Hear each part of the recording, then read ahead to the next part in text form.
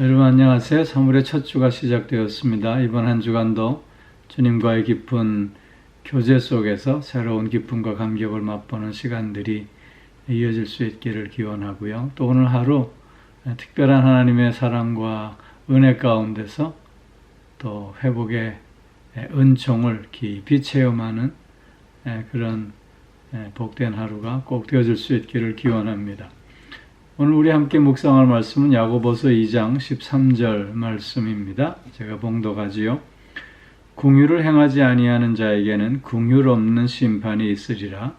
긍휼은 심판을 이기고 자랑하느니라. 아멘. 우리가 하나님의 은혜를 입은 자들이라면 그 은혜를 은혜되게 할 수 있어야 하는 것이지요. 하나님께로부터 받은 그 은혜가 크고 놀라웠기에 우리도 또한 그 은혜를 나누고 은혜 받은 자임을 스스로 증명할 수 있어야 하는 것이지요. 우리 모두는 하나님의 특별하신 긍휼하심을 통해서 하나님의 자녀로 오늘 사는 자들입니다. 하나님이 우리를 불쌍히 여겨주시지 아니하셨다면 우리는 오늘도 절망 가운데서 죽음 가운데서 헤맬 수밖에 없는 존재들이지요. 그렇기에 우리 또한 하나님의 긍휼하심을 통해서 오늘을 사는 자들이기에 그 긍휼을 또한 베풀고 나눔으로 하나님의 긍휼 입은 자로서의 자신을 증명해낼 수 있어야 하는 것입니다. 그런데 오늘 본문 말씀처럼 그럼에도 불구하고 긍휼을 행하지 않는다면 우리에게는 긍휼 없는 심판이 있을 수밖에 없음을 말씀하고 있는 것입니다. 즉 하나님의 은혜를 입은 자로서 그 은혜를 은혜되게 하지 않는다면 그 은혜는 값싼 은혜가 될 수밖에 없고 결국 은혜 받지 못한 자가 될 수밖에 없는 것이다 라고 하는 의미의 말씀입니다. 긍휼을 베풀지 않는 자는 결국 긍휼 없는 심판으로서 구원받지 못한 자와 같게 됨을 강조하고 있는 것입니다. 긍휼이 없다라고 하는 것은 그래서 은혜를 받지 못한 자라는 뜻입니다.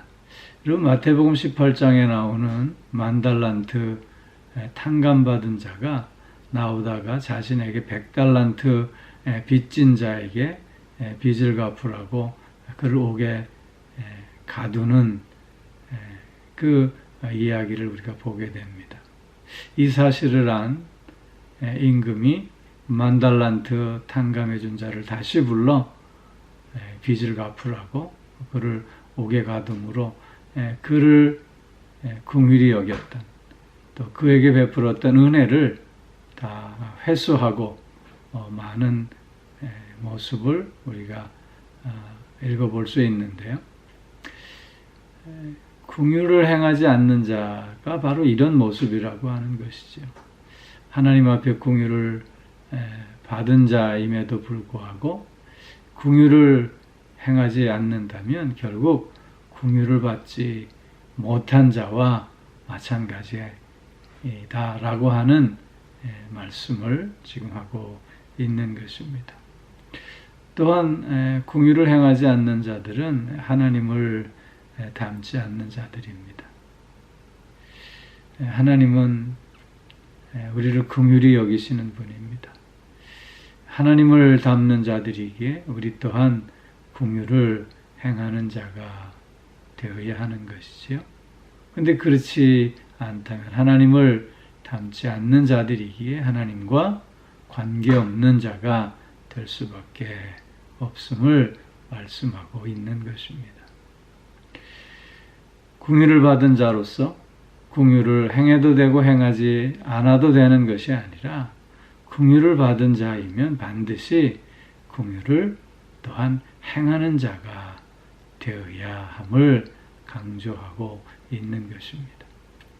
오늘 특별히 야고보서 2장에서는 부자와 가난한 자들에 대한 우리의 차별에 대해서 말씀하고 있지 않습니까? 부자에 대해서는 우리가 긍휼히 여기는 마음을 갖고, 그러나 반대로 가난한 자들에게 있어서는 오히려 무시하고 멸시하는 마음만 갖는다면, 그것은 오늘 본문에 있는 말씀처럼 긍휼을 행하지 않는 자의 모습과 다름이 아님을 다시 한번 강조해주고 있는 것입니다. 그렇기에 긍휼은 심판을 이기고 자랑한다고 결론 맺고 있습니다. 즉 하나님의 긍휼하심을 받고 있는 자로서 그 긍휼을 행하는 자는 하나님의 긍휼하심 속에 있기에 심판을 두려워할 이유가 없는 것이고, 또 그런 하나님의 긍휼하심 속에서 하나님의 자녀가 된 자들이기에 자신이 이렇게 하나님의 자녀로서 자녀다운 삶을 사는 것에 대해서 우리가 기뻐하고 감사하며 또한 자랑할 수 있게 된다고 말씀하고 있는 것입니다. 특별히 긍휼히 여긴다라고 할 때 이 긍휼은 함께 느낀다는 뜻입니다. 공감한다고 하는 뜻이지요. 주님께서 무리들을 보시고 마치 목자 없는 양떼처럼 그들의 방황하는 모습을 보고 불쌍히 여기셨습니다. 주님은 그들의 아픔에 공감하셨고, 그들의 외로움에 공감하셨고, 그들의 방황함에 공감하심으로 저들과 함께 하시고, 그래서 저들의 피난처가 되어주시고 구원자가 되어 주신 것이지요. 마찬가지로 우리도 주님을 닮아가는 자로서 이렇게 긍휼을 행할 수 있어야 할 것입니다. 긍휼을 행한다고 하는 것은 남의 불행에 같이 동정함을 뜻합니다. 뿐만 아니라 긍휼을 행한다고 하는 것은 남에게 사랑과 충심으로 조언하거나 혹은 물질적인 도움을 줘서 그에게 실제적으로 힘이 될 수 있도록 하는 일들을 또 의미합니다. 그런가 하면 남이 나에게 잘못한 거라든가 또한 죄를 용서해 주는 것, 그것이 긍휼을 행하는 모습이라 할 것입니다. 사랑하는 성도 여러분, 하나님의 긍휼하심으로 오늘을 사는 자들이기에 우리 또한 서로에게 긍휼을 행함으로 긍휼히 여기는 자는 복이 있나니 저희가 긍휼히 여김을 받을 것이다. 말씀처럼 하늘의 복을 또 누리고 나누는 오늘 하루가 꼭 되어질 수 있기를 주의 이름으로 축원합니다. 기도하겠습니다.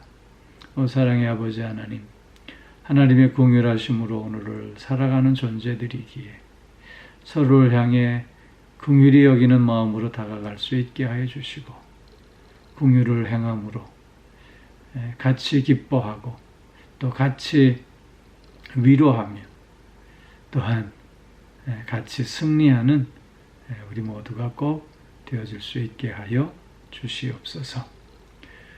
서로에게 긍휼함으로 다가가 삶의 의미를 더하고 또한 풍성함을 더하며 또한 하나님의 아름다움을 더해가는 우리들이 꼭 되어질 수 있게 하여 주시옵소서.